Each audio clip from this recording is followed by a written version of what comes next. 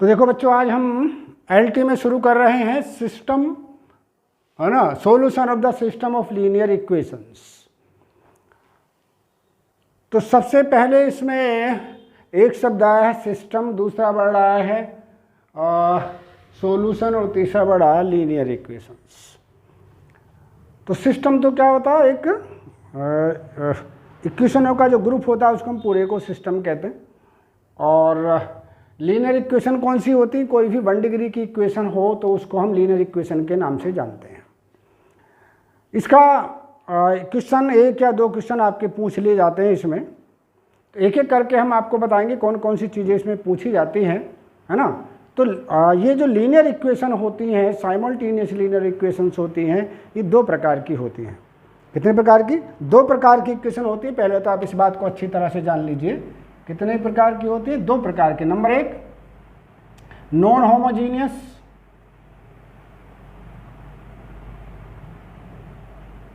Non homogeneous linear equations, L, ठीक है। दूसरी होती है homogeneous,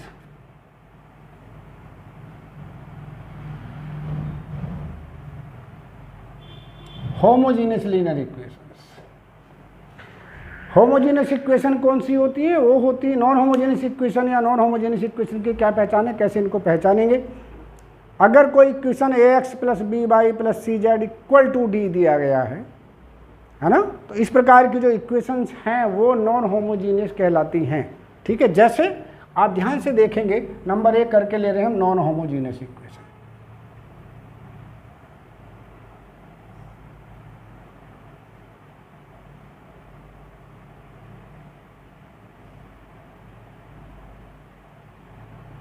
non homogeneous linear equations, any system of the form of the equation, किस फॉर्म का होना चाहिए बच्चों?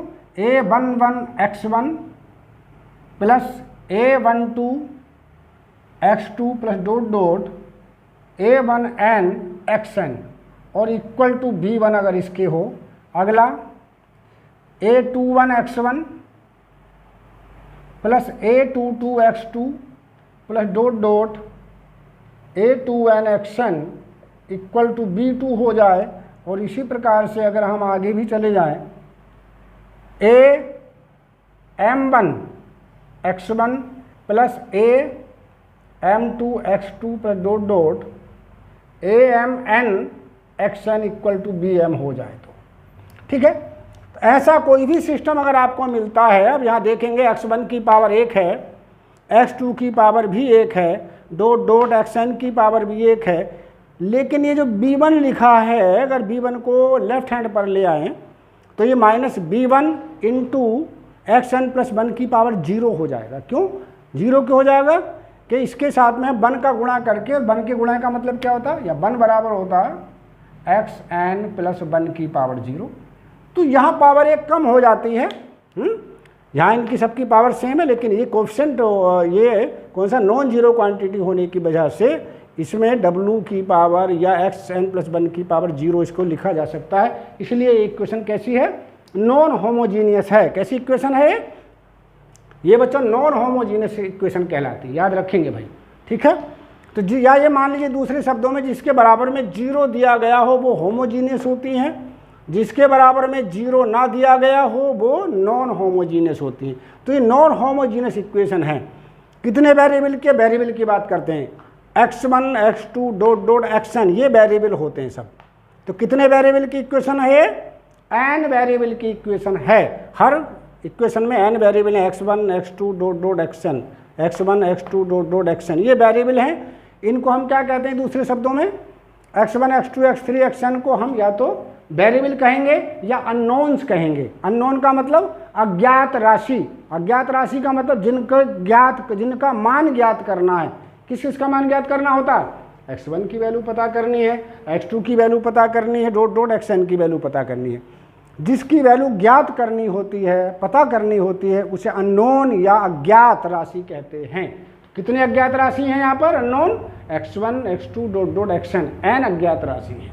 क्लियर? अब दूसरा आता है समीकरणें कितनी है, इक्वेशन, नंबर ऑफ इक्वेशन कितनी है। B1 B2 dot dot Bm, कितनी इक्वेशन होगी? एक इक्वेशन, दो equation, dot dot m equations. समीकरणें कितनी है? m है। तो नंबर ऑफ इक्वेशन m है, नंबर ऑफ वेरिएबल्स n है। क्लियर? और ये इक्वेशन कैसी है? नॉन होमोजीनियस है, चूंकि बराबर में इनके जीरो नहीं दिया गया है। किसी एक के बराबर में जीरो हो सकता है, बाकी में ना हो, तब भी नॉन होमोजीनियस होगी। मान लो यहाँ जीरो कर दे, यहाँ जीरो कर दे, यहाँ जीरो ना हो, तब भी नॉन होमोजीनियस होगी। ठीक है? सिस्टम पूरा नॉन होमोजीनियस कहलाएगा। भले एक इक्वेशन होमोजीनियस हो लेकिन दूसरी ना हो, तो पूरा सिस्टम नॉन होमोजीनियस कहलाता है। तो इस पूरे सिस्टम को हम क्या कहेंगे? Non homogeneous system of linear equation कहेंगे। लीनियर क्यों कहेंगे? रेखीय समीकरण है, एक घात की समीकरण है, इसकी पावर भी 1, इसकी भी 1, डॉट डॉट इसकी भी 1, इसलिए इसको लीनियर कहा जाएगा। Is it clear? तो ये जो समीकरण का सिस्टम है पूरा कैसे कहलाता है? नॉन होमोजीनियस लीनियर इक्वेशन कहलाता है। इसको किस फॉर्म में लिख सकते हैं हम, है ना? Which can be written as, आराम से समझेंगे फिर बताएंगे सवाल किस प्रकार से आता है। Which can be written as, कैसे लिख सकते हैं बेटा? इसको लिखने का तरीका होता है A X equal to B, A X equal to B, where A क्या है? ए को हम क्या कहते हैं भाई? कोफिशिएंट मैट्रिक्स कहते हैं। ए को क्या कहते हैं? कोफिशिएंट मैट्रिक्स कहलाती है। कोफिशिएंट का मतलब A11 x1 का कोफिशिएंट, A12 x2 का कोफिशिएंट। तो क्या करेंगे? कोफिशिएंट मैट्रिक्स है A11 A12 dot dot A1n, ये कोफिशिएंट मैट्रिक्स। दूसरी इस पर आ जाइए, A21 A22 dot dot A2n। अब ऐसे करके आगे चले जा रहे हैं, इस पर आ जाओ, AM1 AM2 dot dot AMN। कितने ऑर्डर की भाई? ये m/n ऑर्डर की है। m रोज और n कॉलम्स। m इंडिकेट करता है नंबर ऑफ इक्वेशंस को। कितने इक्वेशन? एक इक्वेशन, दो equation, dot dot m equation. n indicate करता है नंबर ऑफ वेरिएबल्स को। कितने वेरिएबल हैं? x1 x2 dot dot xn, ये वेरिएबल्स हैं। ठीक है? तो ये जो इक्वेशन होती है ये कितने ऑर्डर की है आपकी? m/n की। अगर कोई इक्वेशन अगर ये कहें कि if a is the coefficient matrix of the system of equation, the order of the equation is m/n, तो क्वेश्चन क्या बनेगा? The number of equations are, क्या होंगे नंबर ऑफ इक्वेशन? तो you will say m, number of equation कितनी होगी? m, number of variables n। Clear? चलिए, x और b कितने ऑर्डर की इक्वेशन होती है? x इक्वेशन का ऑर्डर होता है n/1 और b इक्वेशन का, है ना, कितना होता है? m/1। किसका? तो n/1 होता है किसका ऑर्डर? x का। x का ऑर्डर, x क्या होता है? ध्यान से देख लीजिए, ये वाले जो कोफिशिएंट होते हैं, ये वाले कौन से? वेरिएबल कितने? n। तो ये n/1 का मतलब पहले x1 फिर x2 से लेके xn। इसका ऑर्डर कितना होता है? ध्यान रखेंगे, n/1। n रो कॉलम है। कॉलम कौन सा? जो खड़ा हुआ होता है उसे कॉलम कहते हैं। जिसे दीवारों में पिलर खड़ा करते हैं जिसे वो हम कॉलम कहते हैं। खड़ी हुई चीज़ को हम कॉलम कहेंगे। तो कितने रो? कितनी? पहली पंक्ति यानी पहली लाइन, दूसरी लाइन, तीसरी लाइन, ऐसे करके ये इसकी रोज हो जाती है। क्लियर? तो इसका ऑर्डर क्या होगा? हमेशा n/1। क्लियर? b क्या है? b का ऑर्डर क्या होगा भाई? b जो आपके सामने लिखे हुए एलिमेंट हैं, ये इसका ऑर्डर होगा m/1। ध्यान रखेंगे, ये b1 b2 और डॉट डॉट bm। इसका ऑर्डर क्या हो गया? m/1, right?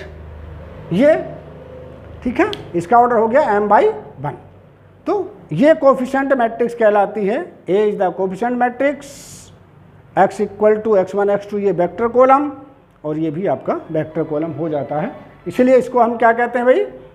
इस सिस्टम को पूरे को हम इस टाइप से लिख सकते हैं, ax इक्वल टू b। इस पूरे सिस्टम को इस प्रकार से हम कहेंगे। Is it clear? चलिए आगे देखिए।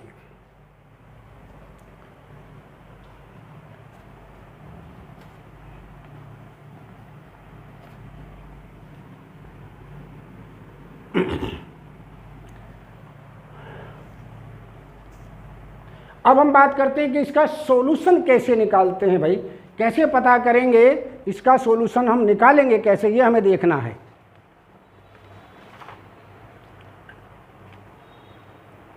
अब यहाँ पे दो प्रकार की मैट्रिक्स हमने आपको, तीन प्रकार की मैट्रिक्स बताई, कौन कौन सी। एक मैट्रिक्स है, मैट्रिक्स ए को क्या कहेंगे, कोफिशिएंट मैट्रिक्स। एक मैट्रिक्स एक्स को क्या, कितने ऑर्डर की मैट्रिक्स है, n/1। एक मैट्रिक्स है बी, उसका ऑर्डर क्या है, उसका ऑर्डर क्या है, उसका ऑर्डर है आपका m/1।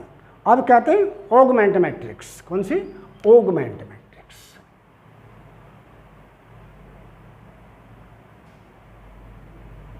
ऑगमेंट मैट्रिक्स ये क्या होती है, देखो बच्चों, ए और बी को दोनों की कंबाइंड मैट्रिक्स अगर हम बना लें तो ये ऑगमेंट मैट्रिक्स कहलाती है। इसको कैसे लिखते हैं, देखिए ध्यान से, ऐसे लिखेंगे। यहाँ लिखा था A11 A12 से लेके कहाँ तक, A1n तक, और बराबर में क्या था, ऐसे करके दो बिंदे लगा के हम लोग उसको B1 लिख देते हैं। अगला क्या लेंगे, A21 A22 dot dot A2n, और यहाँ लगा के हम लिख देंगे बेटा B2। और इसी तरह से आगे भी चले जाएंगे हम, यहाँ से देखिए ये कितना खूबसूरती से जाएंगे आगे, AM1 AM2 dot dot AMN, और यहाँ पे क्या बताया था, लिख देंगे BM। तो इस मैट्रिक्स को हम क्या कहेंगे भाई, ये ऑगमेंट मैट्रिक्स कहलाती है। यानी ए बी की जो कंबाइंड मैट्रिक्स है उसको हम ऑगमेंट मैट्रिक्स के नाम से जानेंगे। Is it clear. तो हमने आप चार प्रकार की मैट्रिक्स बताई, कौन कौन सी, एक कोफिशिएंट मैट्रिक्स जिसको ए कहेंगे, एक एक्स जो n/1 ऑर्डर की होगी, और एक बी जो m/1 ऑर्डर की होगी, और एक कौन सी बेटा, एक ऑगमेंट मैट्रिक्स होगी, इसको ए भी कहेंगे, और उसका मान आपके सामने रखा वो इस प्रकार से होगी आपकी, ठीक है। अब बताएंगे कंडीशन ऑफ कंसिस्टेंसी। अब ये ध्यान रखेंगे, दो शब्द हम यहाँ पे यूज करेंगे बेटा, कौन कौन से दो शब्दों का आप ध्यान रखेंगे। नंबर एक वर्ड है आपका कंसिस्टेंट, कंसिस्टेंट, और दूसरा वर्ड है आपका इनकंसिस्टेंट, कंसिस्टेंट। अगर दी हुई समीकरणों का, दी हुई इक्वेशंस का सॉल्यूशन संभव है, अगर दी गई इक्वेशन का सॉल्यूशन पॉसिबल है, तो पूरा सिस्टम कंसिस्टेंट कहलाएगा। If solution of the equation of the given system is possible then system is called consistent. अगर इक्वेशन कंसिस्टेंट है तो सॉल्यूशन पॉसिबल है, और इक्वेशन इनकंसिस्टेंट है तो सॉल्यूशन पॉसिबल नहीं है। अगर कहा prove that the solution of the equation is inconsistent, it means solution is not possible. Solution is consistent या equations are consistent, then you can say solution is possible, ठीक है। अब पता कैसे करते हैं भाई हम इसका कि सॉल्यूशन कंसिस्टेंट है या इनकंसिस्टेंट है, ये निकालने का तरीका आप देखेंगे। एक हमने आपको एकोलन मैट्रिक्स बताई थी, कौन सी, जो अपर ट्रायंगुलर मैट्रिक्स के रूप में बना लेते हैं, उस मैट्रिक्स में हम इसको चेंज कर लेते हैं, ठीक है। कंसिस्टेंसी का पता कैसे करते हैं, consistent,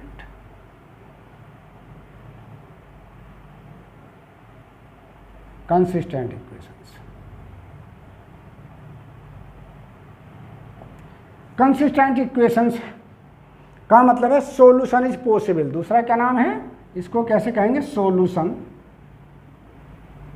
solution is possible. Solution इसका संभव होगा कैसे, सिर्फ और सिर्फ एक बात आपको याद रखनी है, वो क्या है भाई, अगर रैंक ऑफ ए बराबर हो जाए rank of A B. A का rank means rank of the coefficient matrix. A का रैंक मीन्स है कौन सी, इतनी वाली मैट्रिक्स की रैंक बराबर हो जाए किसके, इस पूरी मैट्रिक्स की रैंक के बराबर अगर हो जाए तो क्या होती है, इक्वेशन कंसिस्टेंट होती है और सॉल्यूशन संभव होता है। तो सिर्फ और सिर्फ एक कंडीशन है कंसिस्टेंसी की, कौन सी, कंसिस्टेंट होने की, कि अगर ए की रैंक और ए बी की रैंक दोनों की बराबर रैंक हो जाए तो ये इक्वेशन कंसिस्टेंट होंगी, और रैंक बराबर ना हो अगर, तो फिर रैंक ये इक्वेशन इनकंसिस्टेंट हो जाएंगी। ऐसी कंडीशन में क्या होगा जरा बताओ, सॉल्यूशन पॉसिबल होगा क्या, सॉल्यूशन इज पॉसिबल। कब होगा सॉल्यूशन पॉसिबल, अगर इन दोनों की रैंक आपस में बराबर हो जाए तो सॉल्यूशन पॉसिबल होगा और इक्वेशन कंसिस्टेंट कहलाएंगी। Is it clear. अगर मान लीजिए नंबर 2 देखेंगे, क्या, अगर रैंक ऑफ ए बराबर ना हो किसके, रैंक ऑफ ए बी के, तो ये इनकंसिस्टेंट हो जाएंगी। कैसी हो जाएंगी, इनकंसिस्टेंट, कंसिस्टेंट। इनकंसिस्टेंट का मतलब सॉल्यूशन पॉसिबल नहीं होगा, सॉल्यूशन इज नॉट पॉसिबल। क्या मतलब हुआ इसका, implies that solution of the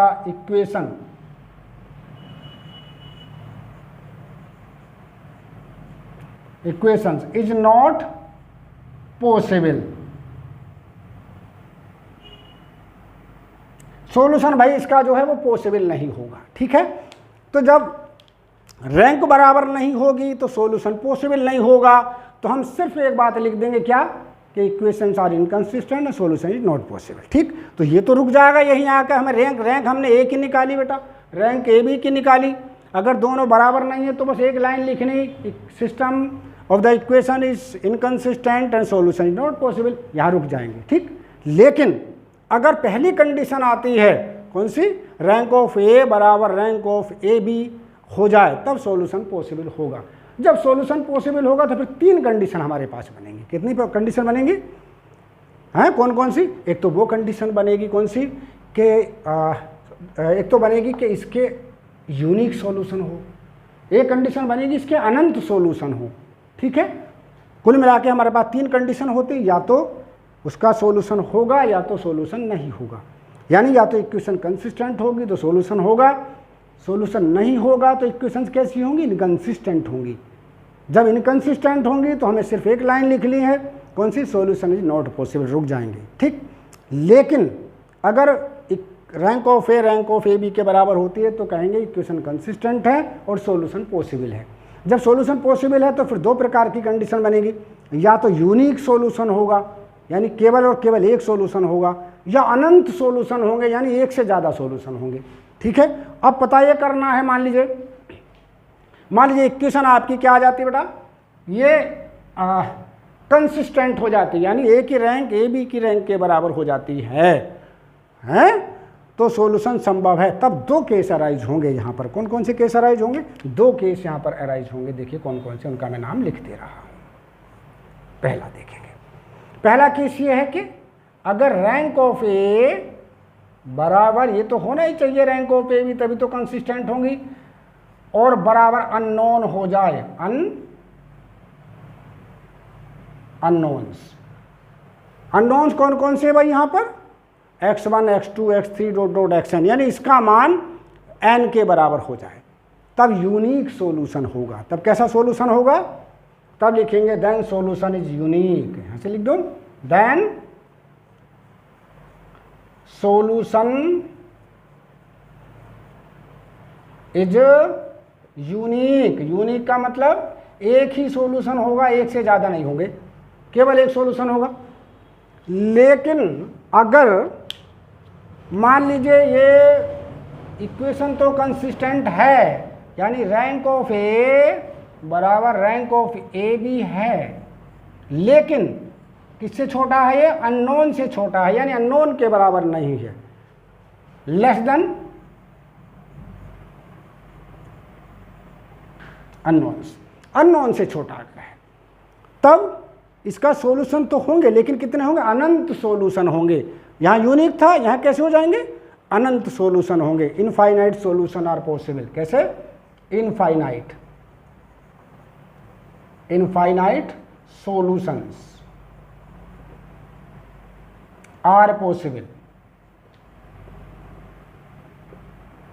clear, तब इनफाइनाइट सॉल्यूशन होंगे। तो कितनी कंडीशन हमने बताई, पहले तो हम चेक करेंगे whether the equations are consistent और non consistent. If equation are consistent, then you have nothing to do, because the solution of the system of the equation is not possible. But if rank of A equal to rank of AB, then equations are consistent and solution are possible. Then two cases arise here. First, if rank of A equal to rank of AB equal to unknowns, then solution is unique. In the second case, if rank of A equal to rank of AB less than unknowns, then infinite solutions are possible. ठीक है, हिंदी में बता रहे हैं, जरा इसको देखेंगे. अगर इक्वेशन कंसिडर दोनों की रैंक बराबर है, ए की और रैंक ऑफ ए बी की, तो सॉल्यूशन कैसा होगा? संभव होगा, हल उसका संभव है, हैं? तब उसके दो केस बनेंगे. कौन कौन से? पहला, रैंक ऑफ ए बराबर रैंक ऑफ ए बी हो जाए और वो अज्ञात राशियों के बराबर हो जाए तो यूनिक सॉल्यूशन होगा. लेकिन अगर रैंक ऑफ ए बराबर रैंक ऑफ ए बी और उसका मान अज्ञात राशियों से कम हो जाए तो फिर अनंत सॉल्यूशन होंगे. ठीक है, ये आपको विशेष रूप से ध्यान रखना, यही इंपॉर्टेंट है. इसी पर बेस्ड क्वेश्चन पूछे जाते हैं भाई बच्चों. ठीक है बेटा, आगे देखेंगे.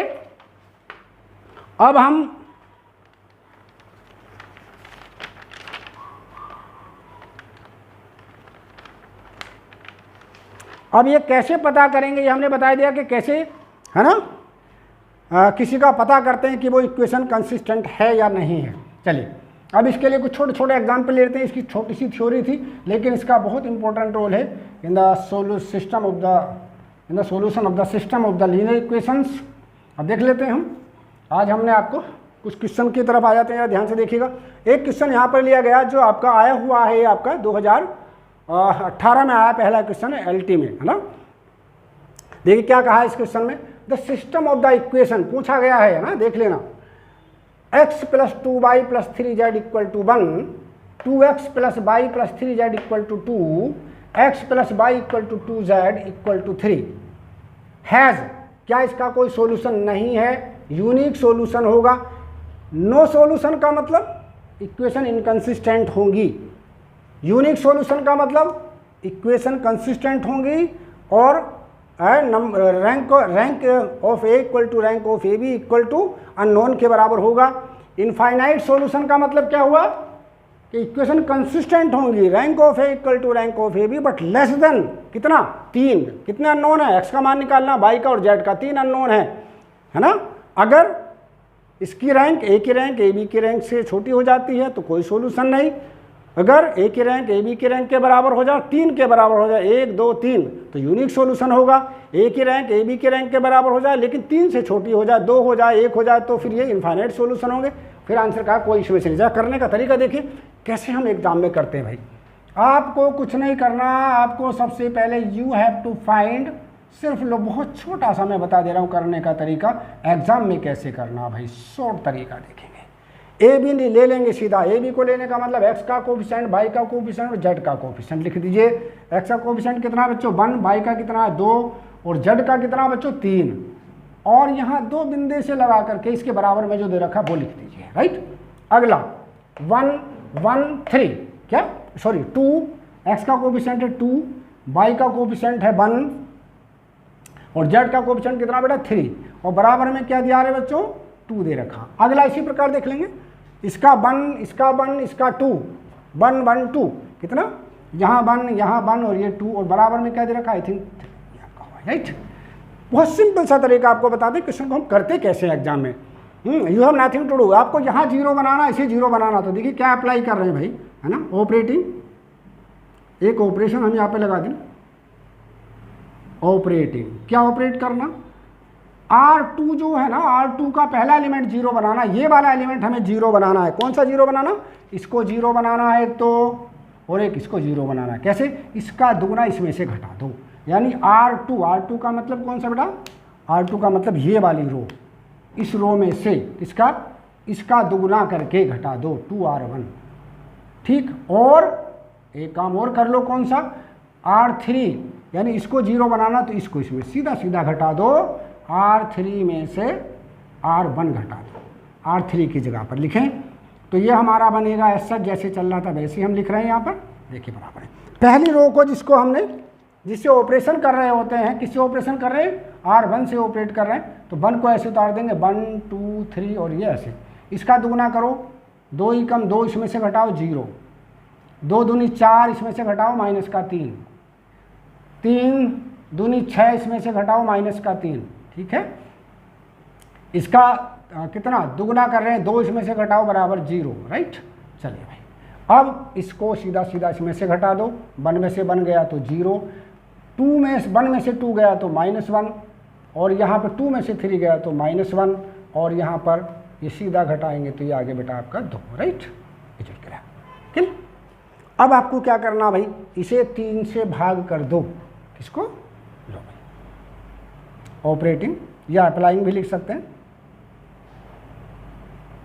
क्या R2 की जगह पर क्या लिख दें, -1/3 R2, एंड देन फिर क्या करें, इसे 2 से 3 से भाग कर देंगे तो ये 1 बन जाएगा, ये 1 हो जाएगा, तो यहाँ इसको इसमें जोड़ देंगे, फिर R3 की जगह क्या कर देंगे बच्चों, R3 + R2 कर दीजिए। देखिए कैसे, देखिए यहाँ पे जी, यहाँ देख रहे हैं बच्चों, पहली वाली रो 1 2 3 और ये आपका 1 जी, ये आपका ऐसे उतारो, 3 से इसको डिवाइड किया हमने, 1 1 और ये आपका 0, इसको इसमें जोड़ते हुए चले जा रहे हैं, 0 0 0 और ये आपका 0, ठीक है जी।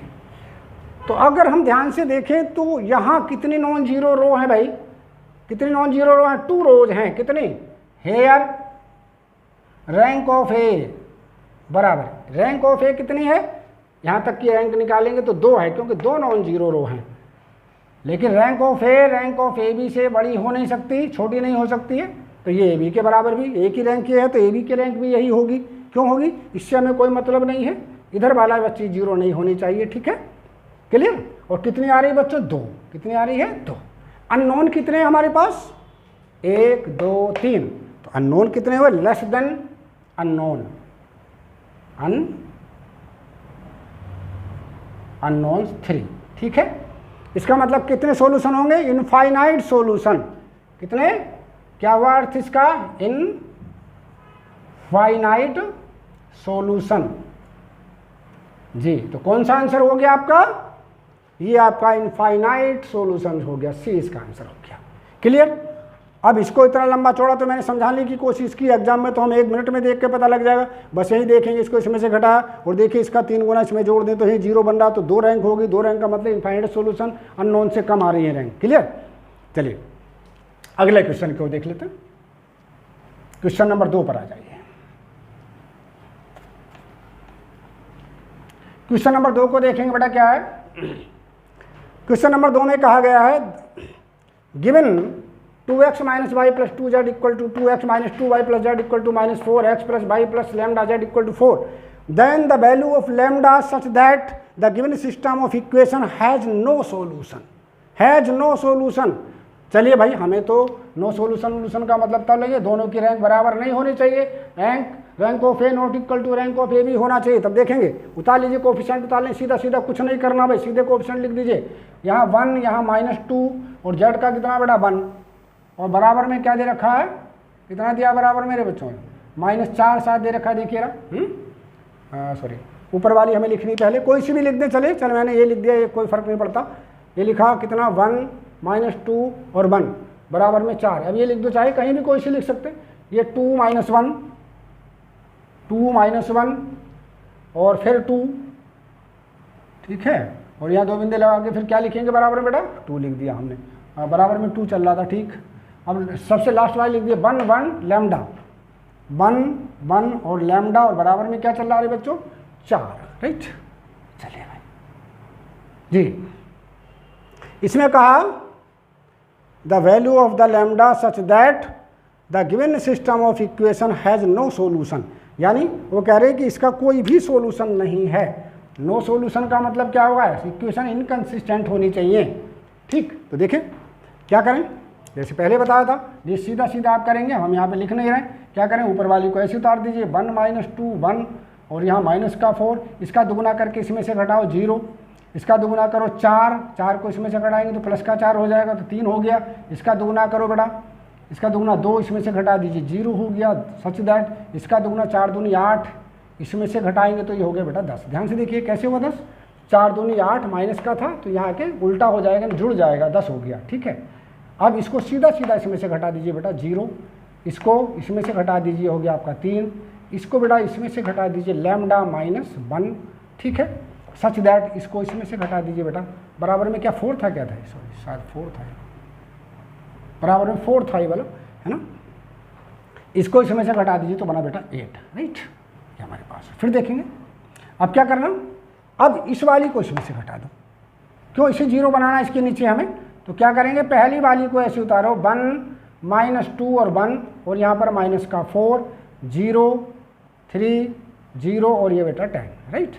चलो इसको इसमें से घटाओ, 0 आ गया, इसको इसमें से घटाओ, 0 आ गया, इसको इसमें से घटाओ, लैम्डा माइनस 1 आ गया बेटा, और इसको बेटा इसमें से घटाओ तो ये आपका आ गया मेरे ख्याल में माइनस का 2, ठीक है। अब ध्यान से देखिएगा, सॉल्यूशन कब संभव नहीं होगा भाई बच्चों, सॉल्यूशन तब संभव नहीं होगा कि ये चीज़ तो 0 के बराबर हो जाए और ये 0 है ही नहीं, तो इतने की रैंक कितनी हो जाएगी, अगर हम इस पार्ट को देके ढक लें, इस पार्ट को कवर कर लें इतने को, तो ये 0 है, ये 0, ये 0, ये भी 0 बन जाए तो इसकी रैंक तो होगी 2, ठीक। अब पूरे की रैंक कितनी होगी यहाँ से यहाँ तक, चूँकि ये 0 नहीं है, 0 होने पर भी ये 0 नहीं है, ए बी की रैंक हो जाएगी कितनी 3 और ए की रैंक हो जाएगी 2, ठीक है। तो सॉल्यूशन कब संभव नहीं होगा, बस आपको क्या याद रखना है, कब संभव नहीं होगा सॉल्यूशन, या इक्वेशन इनकंसिस्टेंट होंगी जब ये 0 होगा। तो क्या कहा सवाल में, such that system has no solution, no solution के लिए क्या लिखेंगे, नो सॉल्यूशन, नो सॉल्यूशन कब, इफ लैम्डा माइनस 1 बराबर 0 अर्थात लैम्डा बराबर 1, अगर लैम्डा का मान 1 हो जाए तो इसका कोई सॉल्यूशन नहीं होगा। कौन सा आंसर हुआ भाई बच्चों आपका, आंसर हो गया आपका डी, यानी 1 बराबर डी बराबर 1 होने पर इसका कोई सॉल्यूशन नहीं होगा। तो दोनों क्वेश्चन आपके यहाँ पूछे गए, एक हज़ार शायद मेरे ख्याल में 2015 में शायद आया नीचे वाला, ऊपर वाला 2018 में पूछा गया। इस टाइप से क्वेश्चन आपके पूछे जाते हैं, और जब एग्जाम में करेंगे तो इतना लंबा चौड़ा नहीं करना है, कैसे शॉर्ट में करना है ये भी आपको बताएंगे, लेकिन आप खटाखट ऐसे लिख लीजिए और ऐसा करके कर दीजिए। आपको ये सब ये ऑपरेशन करने की ज़रूरत नहीं, मैंने करके बताया है। यहाँ तो सिर्फ क्या करना है, अगर ये देखना है 0 अपना आप घट रहा है, सब मैट्रिक्स बनाने की जरूरत नहीं, इसको 0 के बराबर हम रख देते हैं, हमारा आंसर आ गया होता, ठीक है। सो बेटा rest part of this section we shall discuss on the next tomorrow. सो अब आपको इसको कम्प्लीटली आप एक बार देख लीजिए आराम से, और बहुत समझने की कोशिश करिए जो मैंने शुरू में डेफिनेशन बताई। Thank you everybody.